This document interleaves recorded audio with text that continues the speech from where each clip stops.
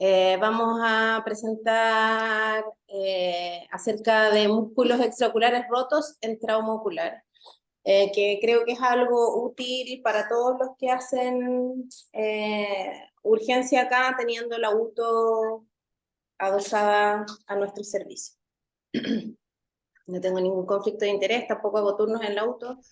Pero sí pasa que de repente gente del departamento la llaman para resolver algunos pacientes en que hay algún accidente con músculos extraoculares o que hay, debido al trauma, tienen algún compromiso muscular. En general, como todo el trauma ocular, o como todo el trauma en general, el trauma de los músculos extraoculares es mucho más frecuente en hombres. En esta serie australiana, en que se incluyeron 155 pacientes, el 79% de los incluidos eran hombres con una edad media de 47 años. Y de todos estas personas que estaban en este grupo de pacientes con trauma, es de las pocas series donde se reporta aparte el trauma de los músculos, el compromiso de los músculos extraoculares, y correspondía alrededor del 7,1%. En general puede haber un subreporte del trauma de los músculos extraoculares porque tiene menor impacto en la peor visión, que es el outcome, que es el más importante en el trauma ocular, pero sí puede tener un gran impacto funcional debido a las secuelas como diplopia o alteración de la motilidad ocular, pérdida del campo visual binocular que acarrea los músculos extraoculares. Y si podemos subdividir el tipo de daño de los músculos extraoculares, pues vamos desde lo más, por así decirlo, leve hasta lo más grave. Primero está la contusión con músculo indemne. Segundo, los atrapamientos musculares, que estoy segura que todos hemos tenido algún paciente con un atrapamiento muscular, sobre todo niños y jóvenes. Y esta lesión que se conoce como flap tear o abulsión del músculo extraocular, en que se separa la capa orbitaria o externa de la global o interna, y se las voy a mostrar con más detalle a continuación. Y bueno, finalmente el compromiso probablemente más severo, que son las secciones musculares, que pueden ser debido a trauma contuso, en que se produce una avulsión pero del músculo completo, o por un trauma cortante en que en parte del trayecto del objeto cortopunzante se compromete el músculo. En la contusión, probablemente todos hemos visto un paciente así, con gran quemosis hemorrágica, en que esta persona recibió un trauma directo, y a veces puede haber compromiso de la motilidad extraocular simplemente por o el edema o el hematoma alrededor del músculo, pero en algunas ocasiones podemos tener una contusión del músculo, y eso lo vamos a ver en las imágenes que probablemente le vamos a tomar al paciente. El músculo que más frecuentemente se afecta, y lo vamos a ver repetido en todos los traumas, todos los subtipos de trauma de músculos extraoculares, es el recto inferior. Y esto tiene que ver con la exposición del recto inferior al producirse el fenómeno de Bell, que es un reflejo protector, entonces el que más directamente recibe el impacto. Y esto se va a diferenciar del subtipo siguiente, que es el atrapamiento muscular, porque tenemos un test de seducción forzada negativo, es decir, nosotros tomamos el ojo, le pedimos al paciente que mueva el ojo en la dirección que queremos examinar, tomamos el ojo, la conjuntiva con dos pinzas, y tratamos de mover el músculo, y en este caso el movimiento va a estar libre, a diferencia de los atrapamientos en que va a haber una imposibilidad de mover el músculo en la dirección contraria de donde creemos que está atrapado. Y esto puede causar un estrabismo, pero que va a ser reversible con el tiempo, mayor tiempo a mayor compromiso o mayor volumen del edema o extensión de la inflamación. El siguiente tipo de compromiso de los músculos extraoculares es el que se produce en las fracturas por atrapamiento, conocidas como trapdoor. Es mucho más frecuente en niños y jóvenes porque los tejidos son más flexibles, entonces lo que se produce es que tras un golpe contuso el hueso se fractura, se abre, se atrapa contenido orbitario como grasa y el músculo extraocular, que vamos a ver que nuevamente es el recto inferior el más comprometido, y luego esta fractura se cierra dejando el músculo atrapado.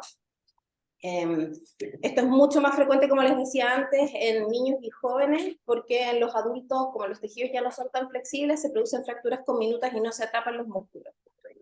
En este caso, a diferencia del anterior, hay un test de deducción forzada positivo, repitiendo nuevamente, ya que el recto inferior es el que más se atrapa, vamos a tratar de elevar, el paciente va a tratar de elevar el ojo, no va a poder, y nosotros lo vamos a tratar de ayudar con 2 pinzas, tratando de elevar el ojo, y tampoco va a ser posible.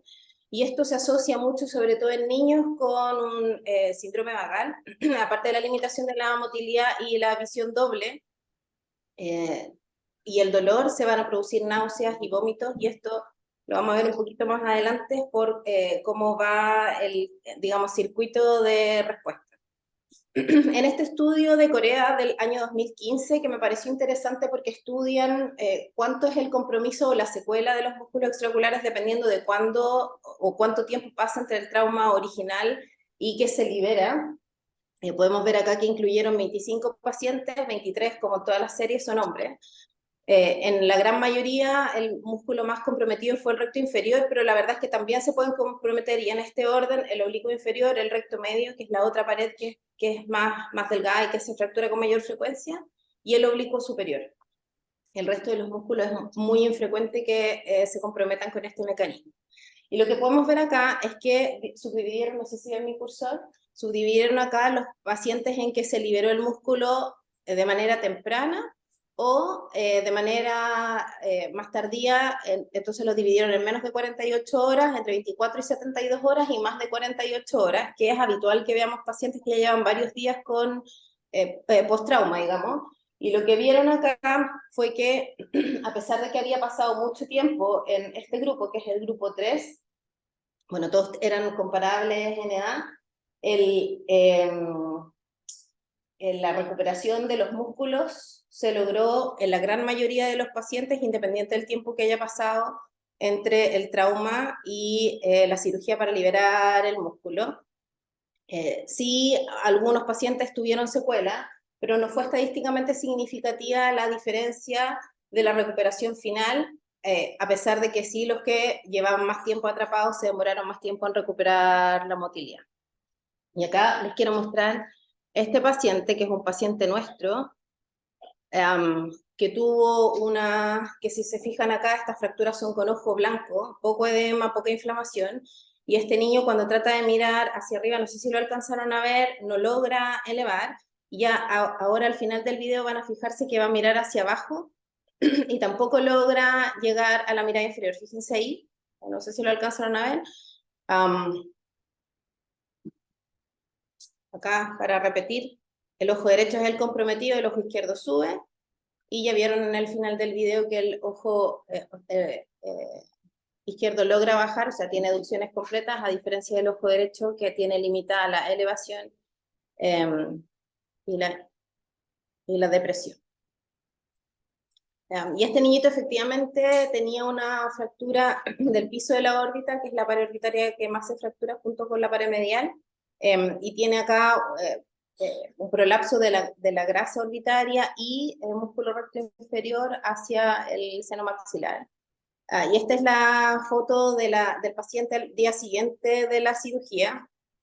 Créanme que lograba elevar, pero no lograba deprimir, porque no pudimos hacerle un video de motilidad al día siguiente.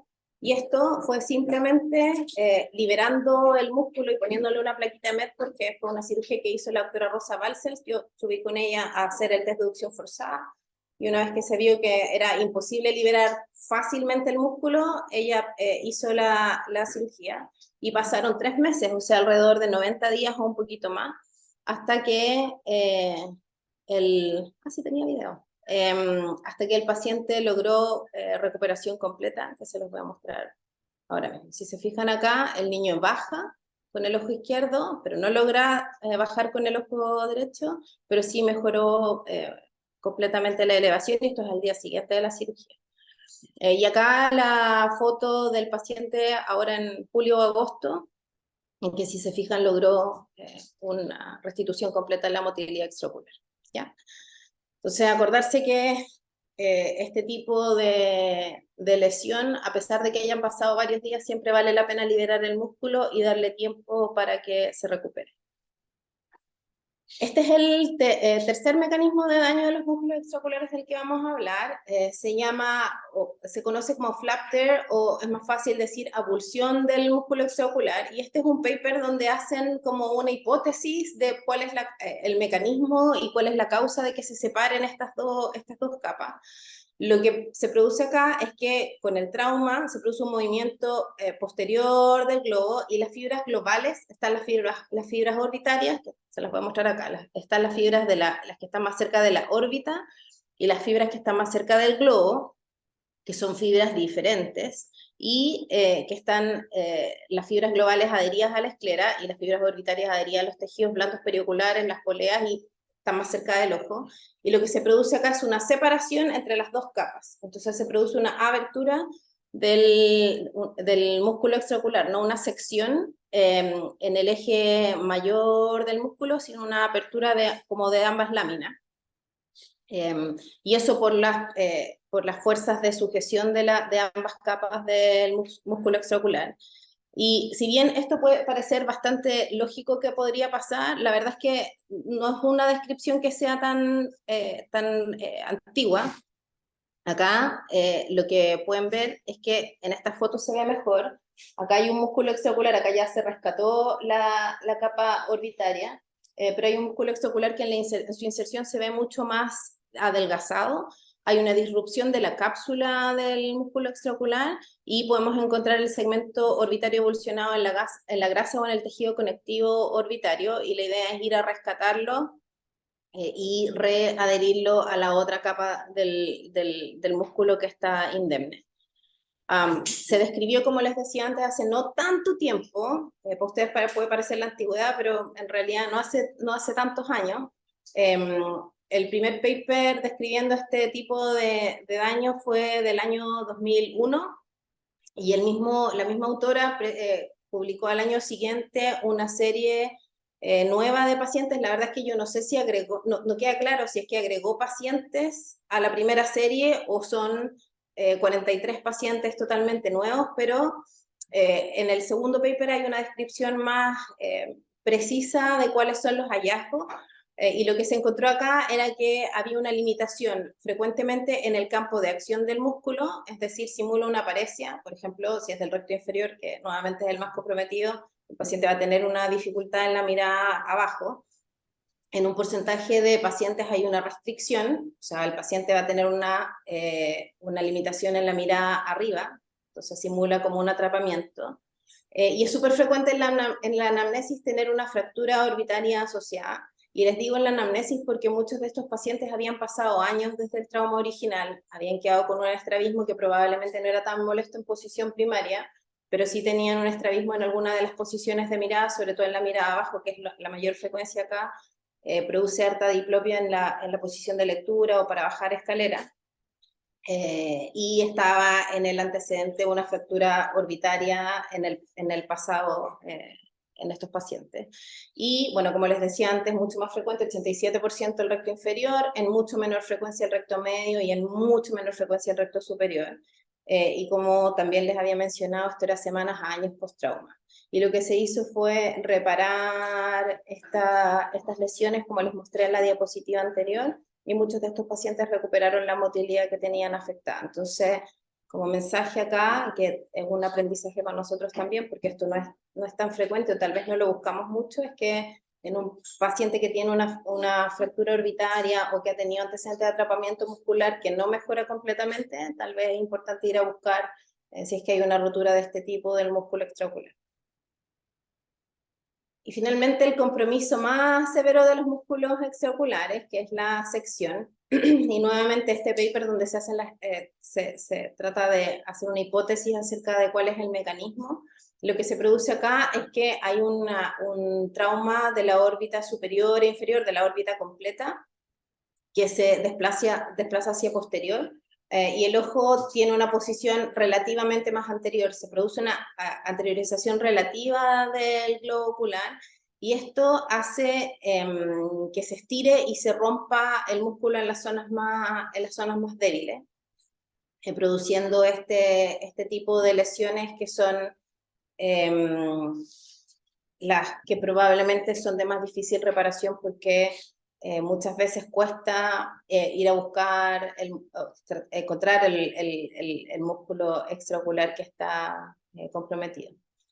Entonces acá podemos ver que hay dos secciones, una del músculo recto superior, que se secciona no en la inserción, sino más posterior, que este es un tipo de rotura, y del recto medio, que se secciona casi inmediatamente después de su inserción. Y estos son los dos escenarios con los que nos podemos encontrar. Secciones anteriores, que es una zona de debilidad, o secciones cerca de donde el músculo entra por la tenon, y mientras más posterior sea la lesión, va a ser más difícil ir a encontrar el músculo porque se va a retraer en algunos casos hacia la órbita, pero les voy a mostrar cómo podemos tratar de ir a buscar el músculo cuando nos encontramos con este escenario.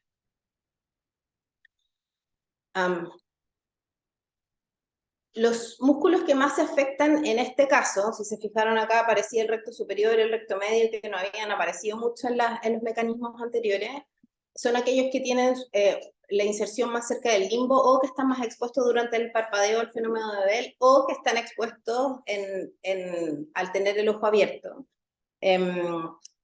Y se asocia también con que la pared medial e inferior son más frágiles, entonces también el recto inferior es de los más comprometidos, pero el recto medio también es frecuente que se comprometa en este mecanismo, lo que no es muy bueno porque el recto medio, como vamos a ver, es el más difícil de ir a buscar porque no tiene nada que lo mantenga más anterior en su posición. El recto inferior, bueno, como ya les he mostrado antes, va a producir un estrabismo vertical que no va a ser igual en todas las posiciones de mirada, y a eso me refiero con incomitante. Va a tener un déficit de la mirada abajo, que es la posición de acción de este músculo, y muchos pacientes van a bajar el mentón para tratar de compensar esta diplopia y tratar de acercar las imágenes, ya que este estrabismo va a ser menor en la mirada arriba. Y en el recto medio, más o menos con el mismo razonamiento, se va a producir una desviación hacia afuera, una exotropia, que también va a ser mucho peor en la posición, o sea, tratando de mirar hacia el lado contrario del ojo con el déficit, con la lesión de recto medio. Se va a producir, por ende, un giro de cabeza equivalente a la depresión del mentón para tratar de compensarlo, y un aumento de la hendidura palpebral al mirar hacia donde está el músculo comprometido. ¿Se entiende eso, verdad? ¿Lo entienden los becados? Muy claro. ¿Cómo? Muy claros. El aumento de la hendidura, porque en el fondo el músculo no está, ¿cierto? Entonces se va a producir como una contracción compensatoria de los otros músculos. Ya, entonces para tratar de rescatar el músculo hay que conocer la anatomía. Tienen un súper buen curso de anatomía en el primer año, y la verdad es que en este caso es súper útil saber cómo son las estructuras. Hay que apoyarse en las imágenes. Muchos de estos pacientes van a venir con imágenes. Les van a haber hecho un escáner, muchas veces no de la mejor calidad, pero a veces van a tener un escáner de alta resolución o incluso una resonancia. Y hay que tratar de ver si es que logramos localizar el músculo. Y algo que que nos juega en contra a nosotros en una cirugía habitual, acá nos puede jugar a favor, que es el reflejo oculocardíaco.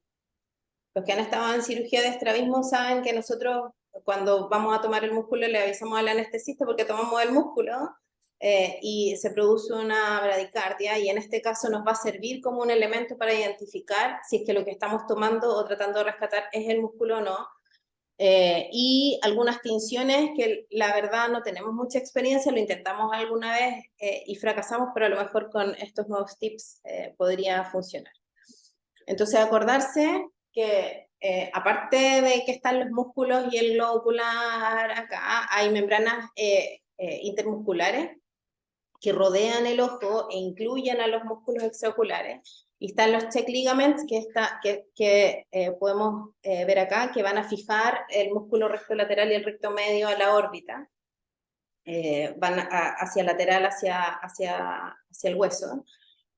Y además, alrededor del músculo va a estar este tejido llamado las poleas, que esquemáticamente lo pueden ver mejor acá. Acá es un corte coronal del ojo. Van a ver acá el recto superior y el elevador del párpado, el oblicuo superior, recto medio, recto lateral con sus check ligaments, el recto inferior y el oblicuo inferior, con este tejido intermuscular.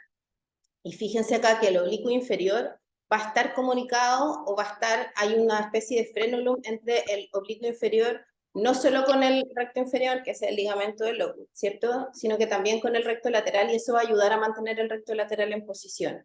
Y arriba, el oblicuo superior y el elevador del párpado van a ayudar a mantener el recto superior en posición. Pero el recto medio no tiene nada que lo mantenga en posición, por lo tanto, como les decía antes, va a ser el músculo más difícil de ir a rescatar. Y estos tejidos están constituidos por, este tejido intermuscular va a estar constituido por músculo liso, elastina y colágeno. Y bueno, en la tróclea, acá alrededor en la pared superonasal va a estar el cartílago que la constituye, que es por donde pasa el tendón del oblicuo superior. Y bueno, ahí van a ver el tendón en cafecito acá en esta parte.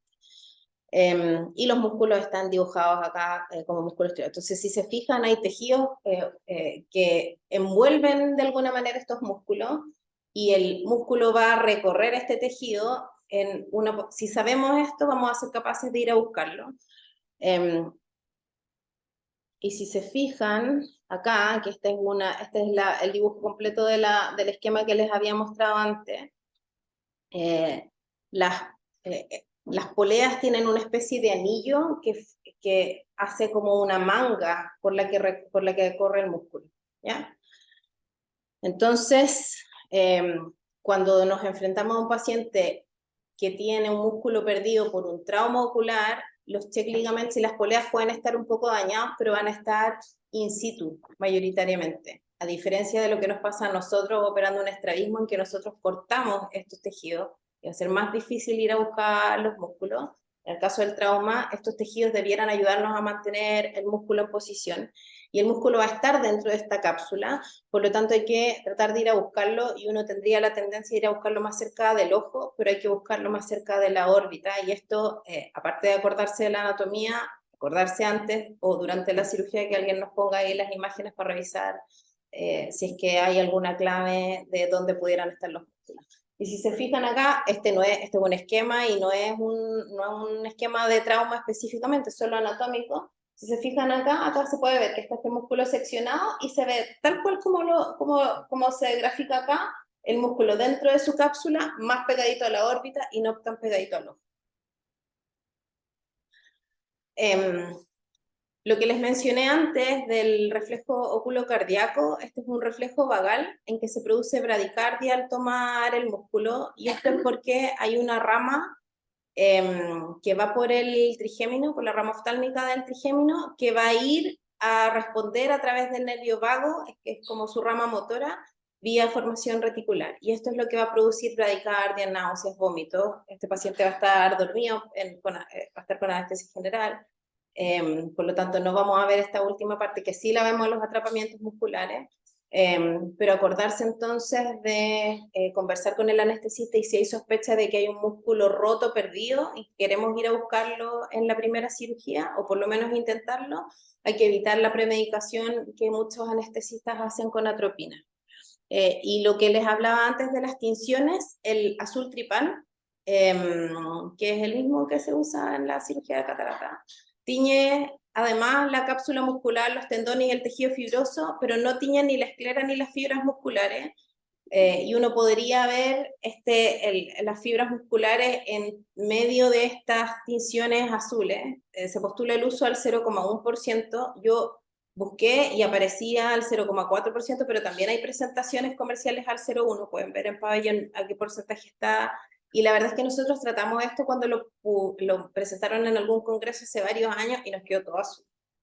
Y no logramos ver el músculo, pero hay grupos, sobre todo de Argentina, que lo postulan y dicen que funciona. Está por verse, lo vamos a tratar de probar prontamente. A lo mejor no lo usamos en la concentración correcta, pero es una herramienta que existe y que podría uno intentar en caso de no encontrar el músculo con las otras técnicas. Tal vez les resulta y tenían razón los argentinos. Entonces, como consejos prácticos al rescatar el músculo, si es que algo aparece músculo, tómenlo y pásenlo un punto. Van a terminar con muchas suturas, pero no importa. Si es que algo aparece, tómenlo y lo dejan aparte y siguen explorando hasta que estén seguros que rescataron músculo, si es que es posible. Si a pesar de todo no logramos encontrarlo, y este es un consejo del doctor Villaseca, que lo escuchó en un congreso reciente, es una buena idea poner botox al antagonista durante esta cirugía para tratar de evitar la contractura del músculo antagonista y tratar de mejorar la posición o mejorar la diplopia por lo menos en posición primaria y el uso de las imágenes que ya se los había mencionado. Yo conversé acerca de la OVM y la eco orbitaria con el doctor Ortiz y él dice que hay unos pocos reportes, pero la verdad es que es un poco difícil pensar en esto cuando estamos en el contexto de un paciente con trauma, con mucho edema, que puede ser que tenga incluso sospecha de una rotura del globo ocular asociada, pero podría en un contexto de una evaluación más diferida considerarse. Sí se ha usado y está bien descrito en pacientes donde hay una cirugía de estrabismo y no sabemos dónde están los músculos, tratar de ubicarlos con estos métodos. Y acá nos vamos a encontrar con déficit variables dependiendo del músculo afectado y su severidad. Y para cuando tratamos de ir a repararlo, vamos a vernos enfrentados a una dificultad extra, porque si tenemos un músculo seccionado que no logramos encontrar, ya perdimos parte de la vascularización del segmento anterior del ojo y las técnicas que están descritas de transposiciones que funcionan en las paresias probablemente no van a ser todas posibles porque hay que acordarse que no podemos operar más de 2 músculos rectos al mismo tiempo por el riesgo de isquemia del segmento anterior. Entonces, si pensamos en una técnica ideal, ojalá con buenos resultados, lo que nosotros consideramos un éxito en este contexto es un paciente que logra ortotropia en posición primaria y ojalá en la posición, en la posición mirando abajo, que es la posición de lectura, y tratar de ampliar el campo sin visión doble, sin comprometer tanto el resto de las posiciones de mirada. Ojalá una técnica que sea permanente en el tiempo, que no genere complicaciones como nuevos desvíos o la isquemia del segmento anterior.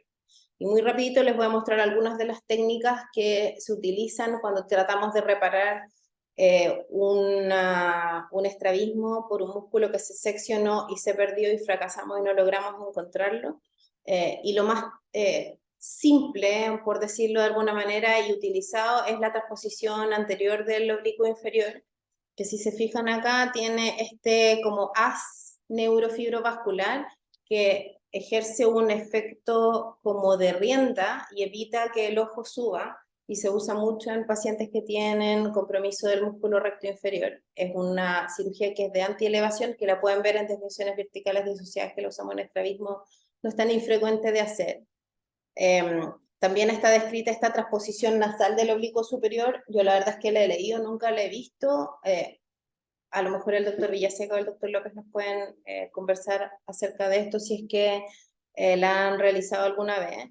Y hay varias otras técnicas descritas que incluyen desinsertar el músculo de su posición y ponerlo, en este caso adherido a la esclera, donde debiera estar el músculo que está seccionado, pero la verdad es que todas estas técnicas van a incluir 2 músculos rectos y como ya tenemos uno que está perdido, están contraindicadas por el riesgo del compromiso de la irrigación del segmento anterior.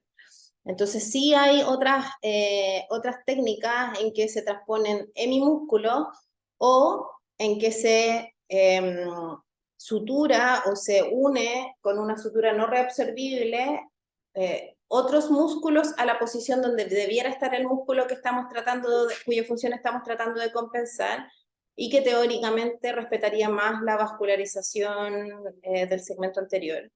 Pero fíjense acá que son 2 hemimúsculos más el músculo perdido, y esto sí podría ser una alternativa siempre y cuando el músculo dañado sea solamente uno y no como el caso que les mostré, en que hay varios músculos comprometidos.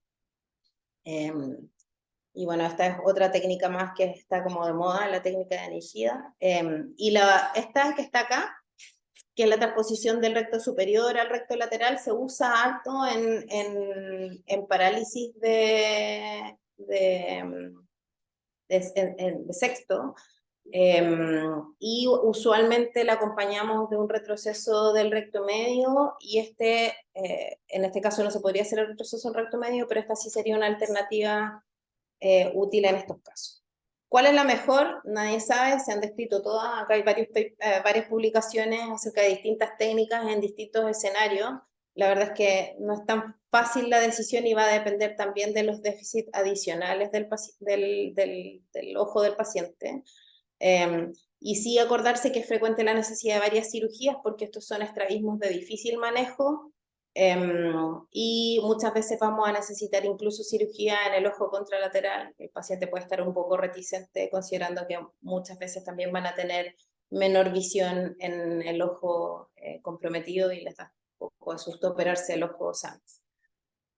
Así que eso, muchas gracias. Este es el departamento de estrabismo, para los que no nos conocen: doctor Juan Pablo López, doctor Eduardo Villaseca, el doctor Kenneth Johnson y yo. Y esta foto es de nosotros tomando cafecito ahí atrás, pero se la mandamos al doctor Villaseca, que andaba de viaje.